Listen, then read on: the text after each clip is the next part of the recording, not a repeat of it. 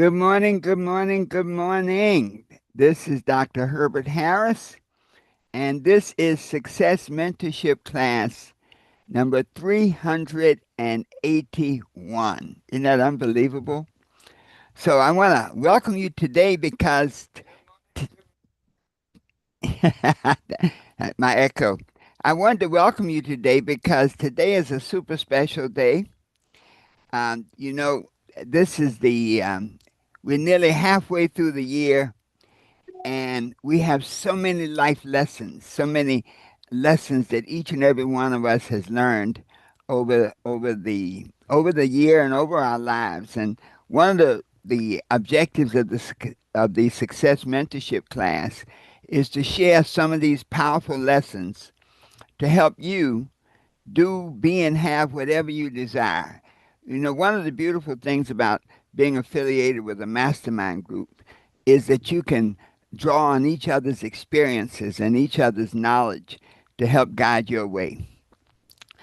Before we get into our program, of course, this is Dr. Herbert Harris, and I, of course, invite you to visit our website, www.herbertharris.com, and especially book our success mentorship, one of our success consultations that right now we're taking on a few coaching clients. And so if you feel that you need some direction in your life and may need a coach, be sure to go to herbertharris.com and book a success consultation and see if we can be of service to you. Before we get started, let us do our meditation to put us in the proper framework and the proper mindset to receive the message. So let's sit straight up in our seats, close our outer eyes, open our inner eyes, take a deep breath and hold it. Let it out slowly.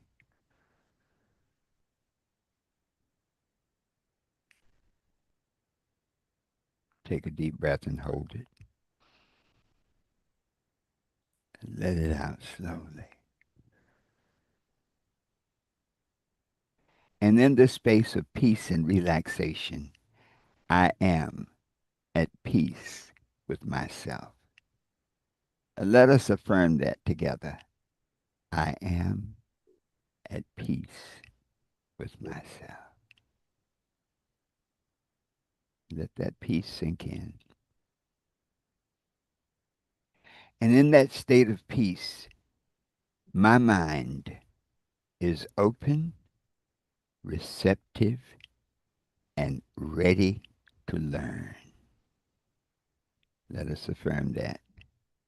My mind is open, receptive, and ready to learn. Just let that sink in. Take a deep breath. Let it out slowly. And so it is.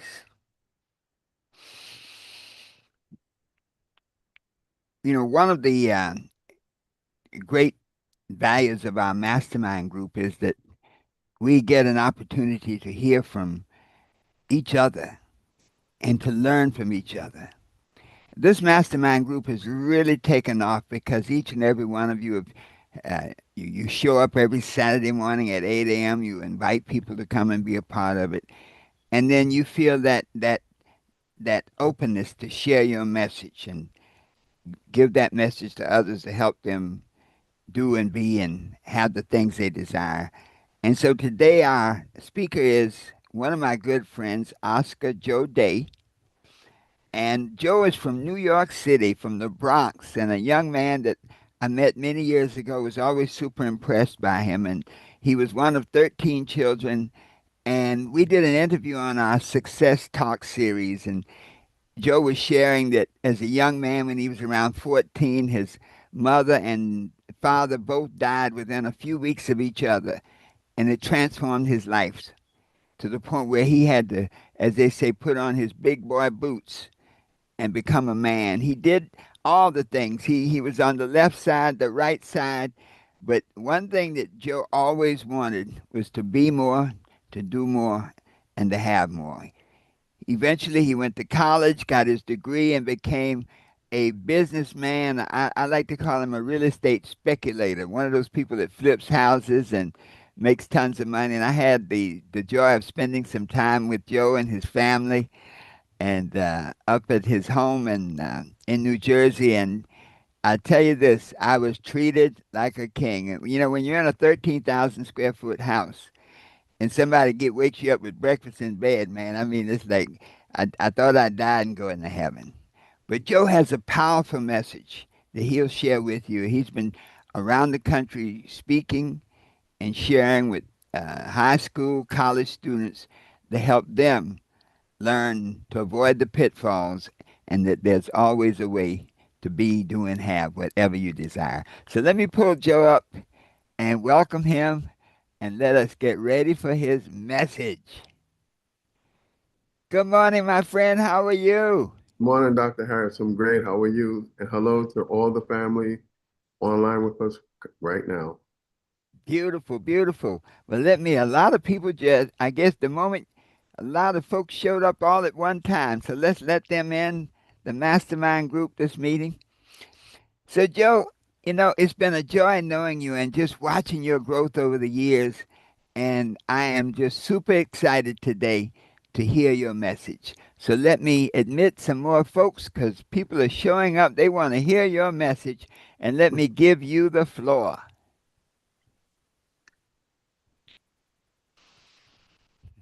All right, here we go. Okay, okay, When you're ready. okay, here we go. Let me give you the floor here. There we go. All right, Joe, take it away. Good morning, everyone. How's everyone doing? I hope everyone is well. Super great. Yes, my name is Oscar Joseph Days, and I've been friends with Dr. Harris for many, many years right now. And he asked me to come to present to to everyone here, young men and women, older, about my experience, my life story, because I think it's one to tell. When I tell people when I meet them one on one about my life story, many of them um, think it's unbelievable that I'm like still standing, I'm still here. And a lot of them wonder, like, how did I achieve such greatness with all that I went through? So it goes all the way back to me growing up as a young man in the South Bronx in the housing projects. I was one of 13 kids. I was actually the 12th one to my mother. And I had so many siblings that one of my older sisters, I didn't even realize she was our sister because she used to just come to the house and go in the refrigerator and ask my mom, why does this lady always think she had a right to just go in the refrigerator? She's like, boy, that's your sister. So that's how many of us there were. So at an early age in the Bronx, I got involved with selling drugs at 15 years old, at 16 years old, and I actually thought that my life would end by the time I was about 18 years of age. Because growing up in the South Bronx, you're around gangs, you're around drug dealers, you're around, I mean, cold killers, and you have to navigate your life through all those obstacles that you're dealing with. So at the age of 18, I remember having an argument with my mom about me going to a party, and I did leave and go to that party. And the last thing she said to me when I was walking out the door was, when I die, don't bring me those no flowers.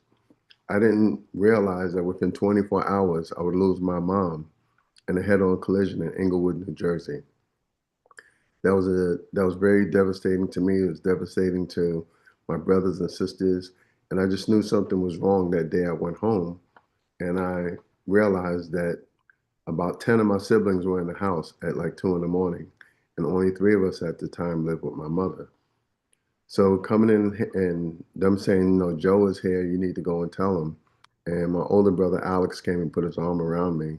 And for whatever reason, I just looked at him and I told him, don't tell me something happened to my mother. He's like, yeah, Joe, she's dead. She was killed in a head-on collision in Englewood, New Jersey. So one of the things that I did at that time, I reached out to my father because he didn't live with us, and I told him what happened. And he wasn't in my life. The majority of my life, he wasn't there. So he told me that he would be there for me, and I felt kind of good about that, knowing that he would now be in my life. I had no idea within 2 weeks of me telling him that he would also be shot and killed in the Bronx. So within 2 weeks, I lost both of my parents. At that point in time, I decided I wanted to do something with my life and change my life. So I enrolled in Bernard and Baruch College, which is one of the best schools in the city university you can go to. That school offers a bachelor's in business administration. However, going to the school, I realized that the last 12 years of my life, being in middle school, high school, elementary school, that I was not equipped to really be a college student. I met this professor there named Professor Lebeski that was going to help me register for classes. Back then, there were always people assigned to help different people register. But the blessing was in meeting this Jewish professor. He had taken me under his wing when I told him what happened to my parents, and he told me he was going to help me. So he seemed like a real nice guy. So he told me, why don't I take a class with him? So I was like, sure, no problem. What do you teach? So he told me Hebrew, and I had no idea what that was. I said, what is that? He said, the language. And I'm looking at him, I'm like, man, I'm having problems with English right now. I can't start learning another language. He's like, no, you do well. Don't worry, take the class with me.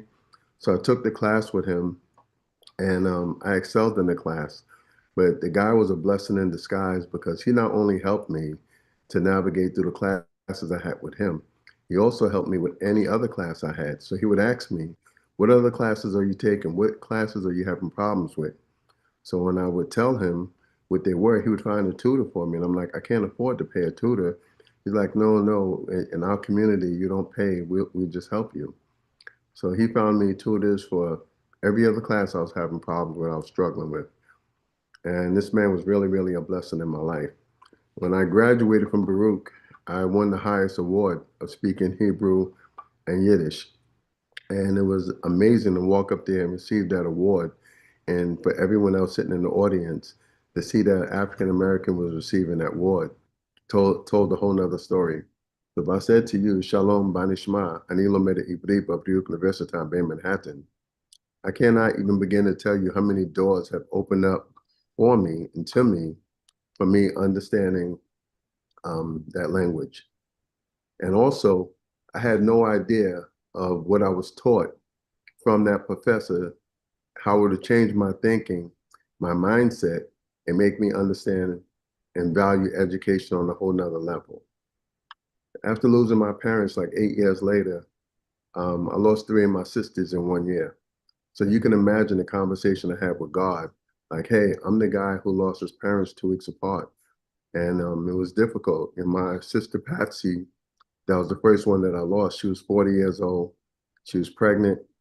And they told her that there's a lump in her breast and it was cancerous. And they would have to abort her child in order for her to get chemotherapy. And my sister made a decision that I don't know if I could have made. She decided to keep her child. But the reason why she decided to keep him was she lost 6 kids prior to this. So this was the furthest she ever went in her pregnancy. She decided to keep the baby and she got to see him for 1 year. About 3 months after, I had another sister named Anna that was a drug user. She was shooting heroin, contracted spinal meningitis from a dirty drug needle. She was 35 years old. I lost her. And then 6 months later, I had another sister, Rosalind, smoking crack cocaine. She had a heart attack, died on her friend's living room floor. She was 30 years of age. So dealing with the obstacles of losing my parents and these sisters, then I had an older brother named Richard that got caught up with a murder charge and he was sentenced to 25 to life. So with all of these problems and issues that I was having and dealing with my family, for some reason I was always able to rise above the storm. And last week, when I heard from a young lady and she was talking about the eagle, how when there's a storm, that the eagle will get above the storm, right? Where there's peace and calmness. And I realized throughout my life, I always had to rise above the storm because obstacles are going to come, problems are going to come, and that's where your faith is going to be tested. Whether you're going to have faith and believe in that which you can't see, or rely upon your own wisdom and knowledge about your circumstances. After losing those three sisters, years later, I lost two more sisters over the summer. My sister Frances, that died from congestive heart failure, and then another sister, Maureen, that had lupus, and she had succumbed to lupus. Then I lost sister number six, Emma, to breast cancer as well. And in the last 9 years, I lost three of my older brothers. I lost my brother Robert, that was a police officer. I lost my brother Alex, and I lost my brother Talib during COVID. So in all total, I lost nine of my siblings, and I lost my parents. So those 11 people in my immediate family. And I would tell you, like, God was setting up blessings for me that I didn't even understand. And one of them would be the woman that I'm married to now for 37 years, named Monique. And I met her, and within like 30 days of knowing her, I had gotten her pregnant. And I did what I thought was responsible growing up in the Bronx, which is give her the money to have an abortion. But that wasn't God's plan. And that wasn't a plan of her mother as well. So I got to meet her mom one time, and her mom asked me, would I take care of her daughter? And did I love her daughter? And I told her yes. And it's 37 years now. That daughter that was not supposed to be here is now going to be 36 years of age next month. And we have three other children. We have another daughter, Tia Dais, right? She graduated from Spelman. The first daughter went to Temple University. Then I have a son, Mustafa Days. He got accepted to 150 colleges, including all 8 Ivy League schools, Stanford, Duke, and West Point. He ended up going to the University of Pennsylvania. Then I have a younger daughter that also graduated from Temple University. And I realized that the opportunity to send them to the best schools, right, came from the information that I got early on from that Jewish professor, which is the importance of education. So my son being a gifted athlete, everyone always told me, oh, you should let him first go to Don Bosco or St. Joe's, which are big football schools, high schools. Meanwhile, thinking about that professor told me about education, I applied to a top prep school called the Hackley School in Terrytown, New York. That school gave my son $50,000 a year to go to high school. So they gave him $200,000 for high school. And when he was going through um, the Hackley program, I noticed that some of the kids were applying to Princeton, to Yale. So I wanted my son to go to one of the Ivy League schools. And the headmaster of the school was like, hey, he got a full ride to Fordham University. Temple wants him, LSU wants him, Alabama wants him. And I'm like, no, I want him to go to an Ivy League school. I said, I have to make decisions that when he turns 30 and 40 years of age, it was the best decision for him. So I always told my son, your goal is not to become an NFL player to make me rich or take care of me. My job as your father is to put you in the best possible position to win in life. So I let him go to the Hackley School, and when he was graduating from the school, I was trying to get him into an Ivy League school, and they told me he doesn't have the grades, the SAT score.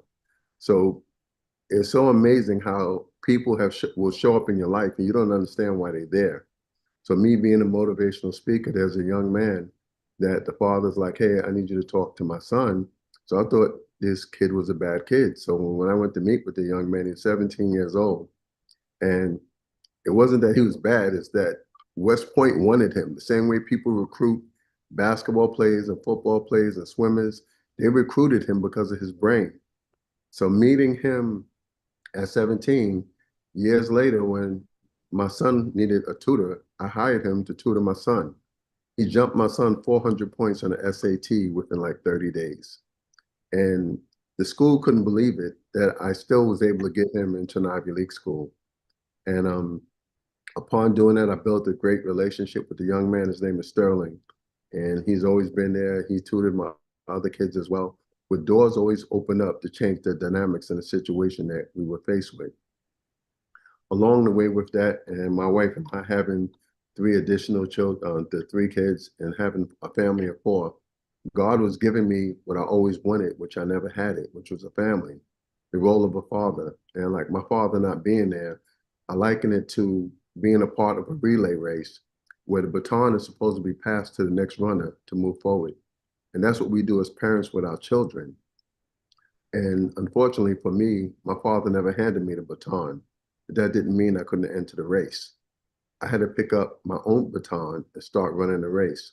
So being there for my wife and for my kids and seeing these young children come out of my wife's womb and just being there in their life, being a father is one of the most difficult jobs a man can take on. Most responsibility, but it also tells you who you are when you look at what you're doing with those children that you have. And me trying to put each and every one of them on the best possible path to succeed and achieve in life is something that's great. Even meeting Dr. Harris, I told him this morning, I said, every time I think about you, I think about something in your book that always tells me about who am I meeting when I meet someone. And he had a part in his book, The 12 Universal Laws of Success, that says there are four types of people: the players, the watchers, the wanderers, and the wonderers. And he explained that the players are like the Michael Jordans or the Scottie Pippen or Beyonce or Jay-Z. These are the people that do what they love and they're paid a lot of money for doing it. He said the watchers are the ones in the stands that are watching the players. He said, but some watchers are also players. So if you see LeBron James go to the US Open for tennis, he's a player in a different game, but now he's watching. He said, then you have wanderers, right, that are on the road that don't know where the stadium is at and they're just lost. He said, then you have the wanderers that are outside the stadium, they hear the cheers, but they don't know what's going on inside. And I always said, I need to be a player in my own game. And I'm gonna tell you, doors open up. And as doors open up, just like a rocket ship has to drop off different parts of it in order to have the thrust to get into the atmosphere, there are people that I realized that were around me that would be a drag on me, that were like dead weight on me, that had a different mindset, and they never wanted to elevate themselves to thinking to another level. And I'm gonna tell you, when you grow up in a housing project and you have to smell urine on the elevator, on the steps, and you are cramped into a 4-bedroom apartment with 13 people with one bathroom, you learn to accept that. You think that's what life is. But I'm like so thankful and grateful to my wife because she always had a vision as to where we should go, what should be done next. And being in the music industry, I'll never forget, they gave me a big check for like $20,000. And she made me promise that I would hold on to that check and not cash it. And we was going to buy a house with it.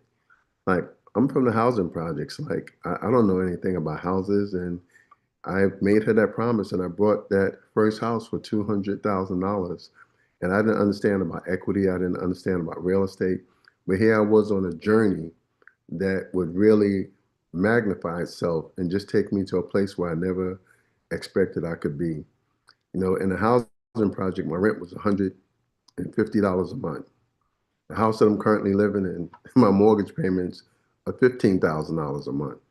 There's no way someone could have came and spoke to me at that time and told me this is where I could be at next. But on that journey to doing that, we moved from that house to the next house. We went from it being one that was 200,000. The next jump was to a house that was $2 million. The house was 10,000 square feet. And one of the things that came from living in a home like that, the one after that was 11,000 square feet. The one that I'm in now is 13,000 square feet. I become claustrophobic now. Like I can't be in small places. And it's because just like that fish that you can buy and you put it in a small tank, it will only grow but so big because with the captivity that it's in. But if you put it in a larger tank, it'll grow larger. Like my mind, my vision, my life became larger as I moved on in life and went to bigger and better places. And it's so funny, from having a Rolodex with so many people that's going down the wrong path in life to having a Rolodex with doctors, attorneys, and business people and people that I need to help me with doing work. It's such a transformation. Then I had to understand the metamorphosis, almost like that of a caterpillar. That's an unattractive creature that crawls on the ground. And most people that see a caterpillar is quicker to step on it because it's unattractive than trying to understand it. But out of that caterpillar's mouth spew a substance that will allow that caterpillar to go into a metamorphosis, which will transform it from one that was crawling on the ground to one that is now airborne. And the beauty of it, everyone loves the butterfly, but the caterpillar they didn't like was unattractive. And I had to realize within me, there was something that I had to do from within me that would bring forth a metamorphosis of what I could be in life. Then I look at the people and the friendships that I have now and always following the vision of where my wife said we should go next. And she was always going to Saddle River, New Jersey, which is the home that Herbert Harris came to visit me at. And that's the area that Richard Nixon used to live in. Russell Simmons and Kamora Lee Simmons lived around the corner from me. Mary J. Blige lived over there, DJ Envy, and just people like that. That's the area that they were living in. And I didn't realize the difference in the area until I had to ask the police chief, how come his police officers never stopped me? And he's like, oh, no, we don't do that over here. Because I was driving an Audi R8, which is a $200,000 car. And in the Bronx, I'm going to get stopped. Even in Rockland County, where I was living at, you're going to get stopped. But they never stopped me. He's like, no, you guys pay a lot of taxes over here. And the last thing we need to do is be harassing um, the residents. So you see them, but you don't see them. If they pull someone over, you know it's something that's legitimate. And that just showed me, like all the people that I left that was in the South Bronx. I'm like, wow, they haven't even seen this. They don't even understand life like this. And one of the other blessings that came into my life was having the opportunity to meet a gentleman by the name of Maurice Starr. For those of you that's not familiar with him, the group New Edition was formed by him. The group New Kids on the Block was formed by him. And he invited me to go on the road with him. And I was designing jackets for stars. And in doing so, he's like, hey, why don't you just come and work with me? At the time, I was working at the post office. I was making like $600 a week.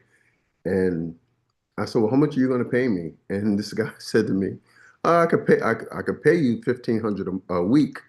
And I'm like, what? So when he told me he could pay me 1,500 a week, I quit my job at the post office, went on the road with him, like not knowing what lied ahead, but something just told me to do it. So I quit the job, and everyone was like, you know how many people are waiting for that job? Like there's 100,000 people waiting to work here. I said, well, tell them one slot just opened up. I moved on with my life, and I went on the road with him.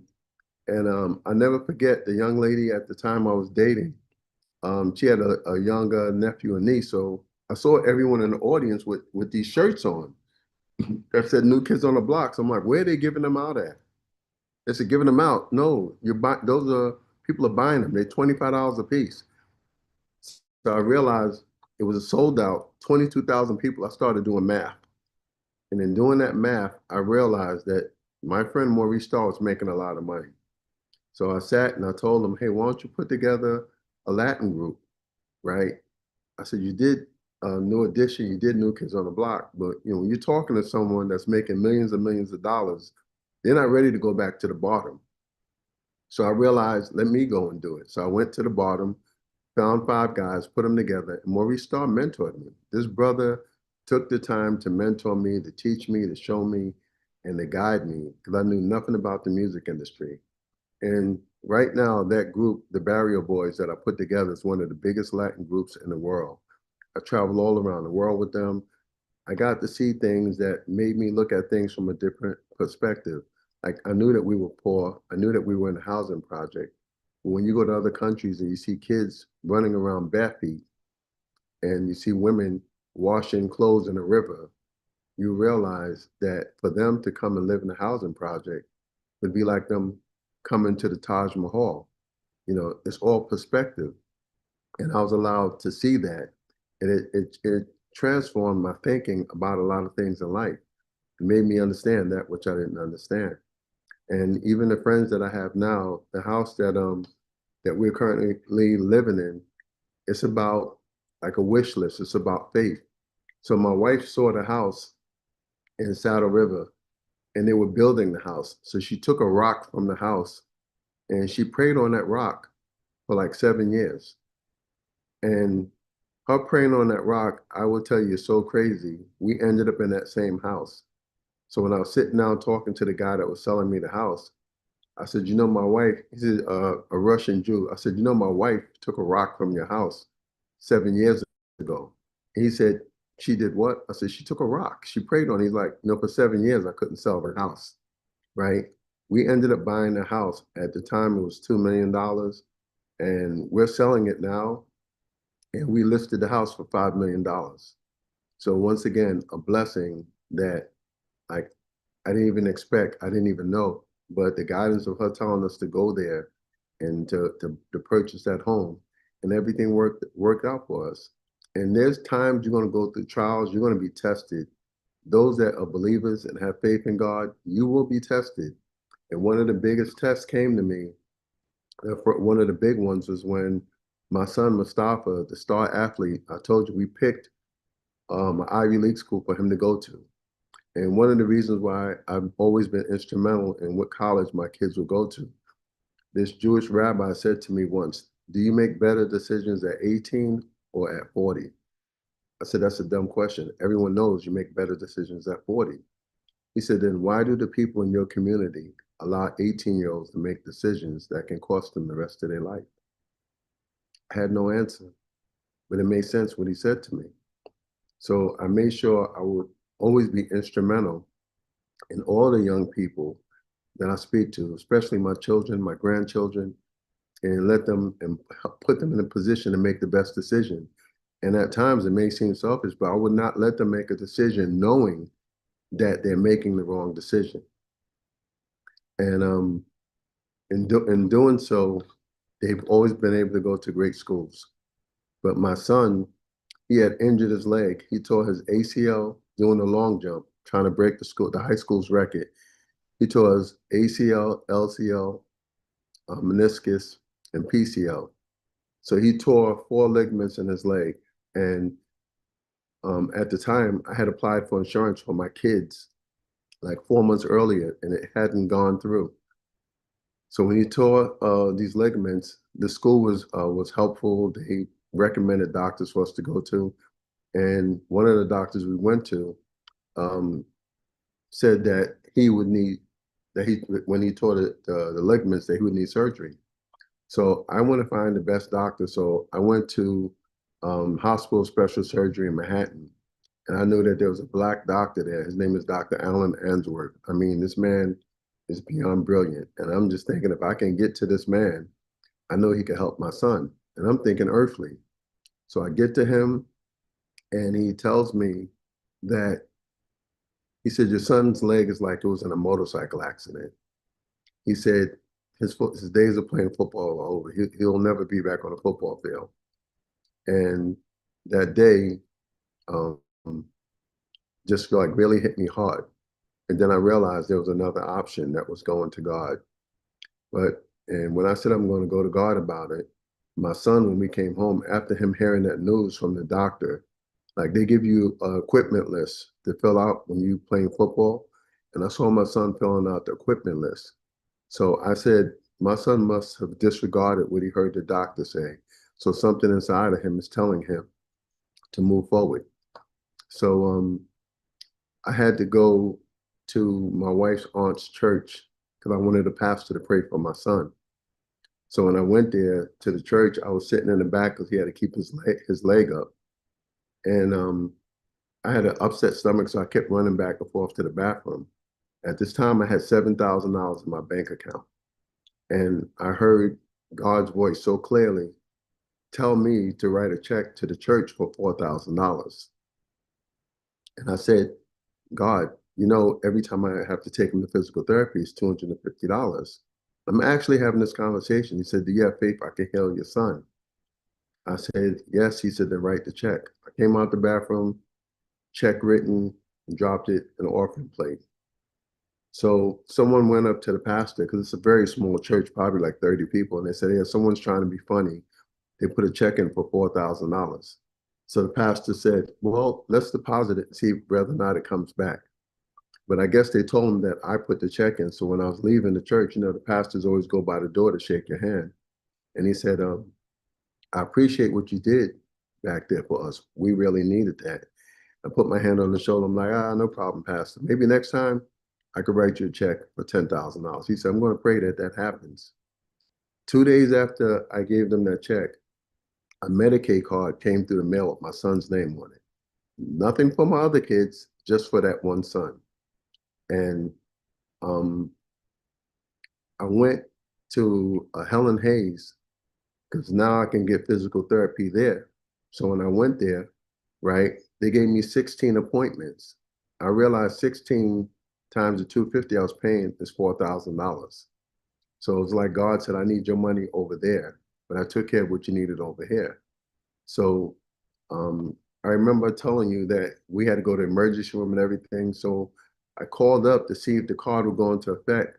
When you tear your ACL, the surgery is normally like 6 weeks out, but you got to start physical therapy. That's why I was paying $250 for every visit. So when I called in to see if it go into effect in June, they said, oh no, this went into effect May 1st, which means it went into effect before my son had the injury. And he's like, yeah, my blood covers everything. I even covered the bill from back then. And me and my wife kept telling the doctors that was going to do the surgery because some new doctors came and they said, um, let's get you back on the football field to my son. And God just, guided their hands because they thought he would have to have two surgeries. And it turned into one surgery because two of the ligaments held on his own. Once again, God showed me that he showed up in my son's life. And we went to visit him at UPenn. He was walking to us. Me and my wife both cried because when we left him, he was on crutches, and now he's walking. And God just restored him back, but it was being obedient. 3 weeks after I had that conversation with the pastor, I brought him back a check for $10,000. And this is what I told him. I said, I don't know why, but God told me to pay off the mortgage on your church. He said, he told you what? I said, I have to pay it off. Right. Meanwhile, I'm still broke, still don't have anything. And he's telling me to pay off the mortgage on your church. So I said, I guess he'll show me. And I will tell you, when I gave him that check, doors just opened up for me with opportunities in real estate beyond what I can possibly dream or imagine. And I remember coming back again and I brought him a check for 20,000, right? So he asked me to speak to the church and I told him, I said, I don't know whether or not you guys believe it, but God has visited this church. I said, and he spoke to me and he told me great things are going to happen here. Miracles are going to happen here. And I took on the commitment to be obedient to what God told me. So at one point I asked God, I said, well, why me? Like I'm not without sin. Why do you think, why did you trust me to do this? And I realized later on, it was, he looked at me and realized, God probably realized that my wife's mother asked me to make a promise to her and I kept my word to her. So he looked at me like, if you kept your word to this woman, if you believe who I am, how much more would you keep your word to me? So I took on a mission to carry it out. And I remember I had an opportunity to buy a house and I told the pastor, I said, there's $100,000 in this house if I'm able to get the deal, but they want it to be auctioned off. And the pastor prayed that Sunday that God released the house so I can buy it. And I'm telling you, the next morning the house was released. I purchased the home. I fixed it up. I made $180,000, and I gave 100 to the church, and I was left with $80,000. And I knew like months later I'd be broke again. And I called my son, my older son. I said, "Hey man, I need to borrow $300." He said, "Daddy, I got to ask you one question." I said, "What?" He said, "What does that voice sound like?" I said, "Why are you asking me that?" He said, "You knew you were going to be broke, but yet you still gave the church 100,000." I said, "Hey man, I have to be obedient to what I said I was going to do." And I told him, when you hear it, you'll know it because it seems like you're crying inside as he's speaking, and like you really can't even move. You're just there, like in the most humble position, just listening to him and him speaking to your spirit. And I eventually paid off the whole mortgage on the church, which was $220,000. And the pastor kept trying to show me the books to let me see. And I'm like, you don't have to show me to prove to me. He said, well, I have to tell you what happened. I said, well, what happened? He said, um, the church needed money and the parishioners wanted to sell dinners in the church. And I told him, you can't do that in God's house, right? Because he had just taken over the church. So they stopped tithing because they wanted him to fail. And he said he got on his knees and went to God and said, they don't want to follow me. He said, God told him, whose house is it? He said, Lord, it's your house. He said, well, I'll take care of my house. So I'm not a member of the church, and I've never been a member of the church. But I realized, just like Moses, God will bring someone from the outside to get things done inside. And I wasn't tainted by whatever they were talking about. And I carried out what I was told to do. And I never forget, the pastor said, get ready for God's blessings. I had no idea what he was talking about. And I will tell you, the blessings have been endless that I've received from being obedient. And the second part of my message is understanding your birthright. See, everyone is given a birthright, and whether they walk in it, whether they believe it, you can give it up so easily, and then you'll suffer the consequences from giving up that birthright. And if you look back in the Bible with the story of Esau and Jacob, they were twins born to Rebekah. And if you think about it, she said, if all is well with me, why is there war in my womb? They said there are two nations that will always be in opposition. The older will serve the younger.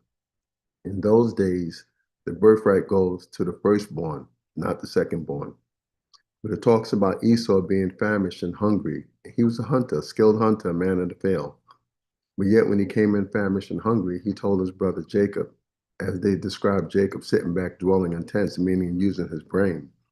He said, feed me some of that fine stew that you have prepared. I'm so hungry, I'm about to die. And Esau gave up what he would be in the future for what he can get right now, which he negotiated for one meal. And I think about so many of my brothers in the South Bronx and growing up in impoverished areas that give up all that they could have been in the future for what they can get right now. For example, they may feel like, hey, I want to go to a concert and I need to go catch a lick, which is go rob someone, which can end up in a person's loss of life. And now you in jail with 25 to life for life with no parole. Now while you're in jail, you realize that you can read and understand words and you have these skills of like an attorney and you're helping other people get home by bad paperwork. And it's like, hey, this guy's like an attorney. And God is like, oh, yes, he was supposed to be an attorney on the outside. I gave him that birthright, but he gave it up. Like Esau gave up what he can be for one meal. And when you understand your birthright, then you do the things that you need to do to fulfill it. Mike Tyson was running around Brooklyn, knocking people out, going in their pockets, robbing them. What was his birthright? To be the heavyweight champ. So now he ends up in a boys' group home because of his bad behavior, gets into a fight with another boy. The boy takes a metal chair and swings it and breaks Mike Tyson's nose. Mike Tyson wipes the blood away from his nose, go after the kid, and knock him out. And then one of the people in the group home calls Cus D'Amato and says, hey, there's a 15-year-old boy here in the group home. I'm telling you, this kid could be the next heavyweight champ. And that's why when they described Mike Tyson, they said, hailing from Brooklyn, fighting out of the Catskill Mountains, Iron Mike Tyson. Look at the birthright that he was given. Each and every one of us have a birthright. I mean, we came in first place out of 20 million sperm cells. So everyone walking on this earth came in first, right? But it's the mindset of what you're going to walk in. And I had to look at the fact that where I came from, but it didn't limit where God had for me to go and the friends that he would bring into my life. And one time I was on the phone with a family member. And the mindset of the way he was talking, like what was revealed to me was crazy. Another friend called me on the phone, and this guy lived in a $27 million house. And while he was on the phone talking to me, another friend called that lives in um, Rockland County, right? His name is Raj. He lives in a $35 million house. So amongst them, I'm in a $5, $6 million house. But four people are on the phone, and the most negative person on the phone was not elevated to where we were at mentally and the things we were talking about. And that's when I tell you, when a rocket ship takes off, there are things that you have to let go of, because a poor mindset and a poor spirit and someone that's not positive will drag you down. And it's up to you to eliminate that from your life, which is not beneficial to you. And I poured into so many people in my life. I try to help so many people because I think back to that professor that helped me change my life. And I wrote him like 35 years later to thank him, because when I arrived at being this great father, this husband, this friend, and I realized that this man's information was so important to me. So I asked him, I said, why did you help me? And he said, like I said before, in my culture, we're taught if you save one, you save the world. I want you to have a better life tomorrow than you had today. When I wrote him the letter, the guy didn't even remember me. You know what my spirit told me? He helped so many people. That's just who he is. So I didn't stand out like he did something one time. He did it for so many people. I was just another person that he was helping. So in my journey, I try to help others along my path, along my way. And I just see the transformation and the metamorphosis that God has done. My brother that was sentenced to 25 years in jail came home after 17 years. I never forget one of my close friends, Derek Hickman, was working in the jail in Sing Sing. He said, man, your brother is running the jail. I'm like, what do you mean he's running the jail? He's like, well, he's an imam. I'm like, what is that? He's like a rabbi or a priest. He said, but he's a Muslim.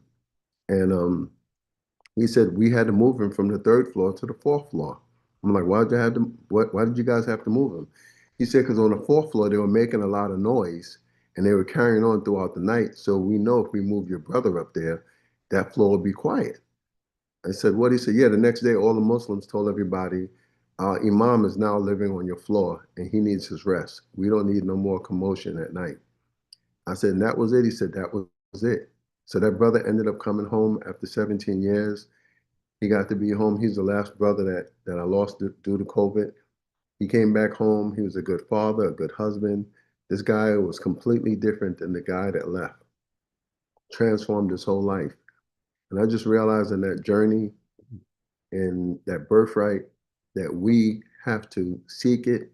We have to have faith. We have to hold on to something greater than ourselves, because when I look back at my life and realize there's only four of my siblings left, including me, and I lost nine of them, I realize that you're going to go through some storms in life, and either you're going to rise above it, or you could be like some birds and sit under the tree and hope that it passes. I always try to rise above whatever it is that I'm dealing with and always seek a solution in doing it. Because to just throw in the towel, to give up, or to sit there in the midst of the storm, I realized that growing up in the South Bronx, it gave me a resilience and a strength and an inner fight within me, right? To just rise above situations that may happen in my life. And I lost a lot of friends along the way, to either in jail or getting killed. And I still stay in contact with some of those that have always looked at me as a mentor. And I've been helping one of my friends like for the last 20 years. He's been incarcerated, and I've been helping him weekly. And recently he lost his mother. I just said it's like really bad that this guy had to be away and couldn't even be there to attend his own mom's funeral. But me being his friend, I made sure that his mom was put away the right way. I helped his family, just take care of everything, for the funeral. And to hear a grown man on the phone crying, like thanking you for just being there for him. I'm like, hey man, you've always been there for me, especially when I was younger and I was in the street. You always had my back. You always looked out for me. And I can't forget you. I have to be there for you. Once again, just trying to do the right thing and being loyal.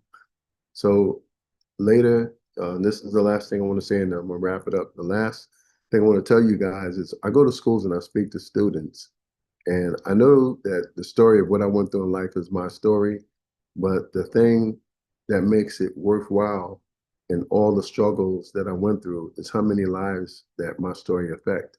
So when I see students and they're like, I started going through this and I was dealing with that, and I just thought about all the things you went through, and you came to speak to us, which means you made it through, like you rose above the storm. And that gives me the strength to just move forward and just deal with obstacles and problems that may happen because you're living proof that you can get through it. And I'm gonna tell you, if it wasn't for God, I wouldn't have been able to do it. He made me resilient. He's given me a strength. He's given me an inner peace. And most of all, he gave me what I've always wanted that I never had, which is, a family. He gave me an amazing wife. The Bible says, when a man finds a wife, he finds a good thing. I found a great thing, and I'm thankful to her. I'm thankful for my children, and now I'm a father of 7 kids. I have 30 grandchildren. I have 8 great grandchildren. So that's just a blessing in itself to just be able to be around and just guide the family in that direction. So I thank every one of you for the time. And I hope that, in that story that you heard, that you got something out of it that can just help you achieve greater things in life. Thank you. Wow. Joe, Joe. I'm telling you, man. Number one, let me tell you, this is one of the biggest sessions we've had, and not area person left. As they say, in high society, you say, not a single person left. In the hood, we go, not area a person left. Wow. Joe, thank you so much, my brother. I am super proud of you, man. What a great job. Those online, those on YouTube watching live, I know that you have been captivated and just completely pulled into Joe's story. There were so many life lessons in that story, Joe. And when you say to rise above the storm, so many people, the storm takes them out. The storm blows the house down.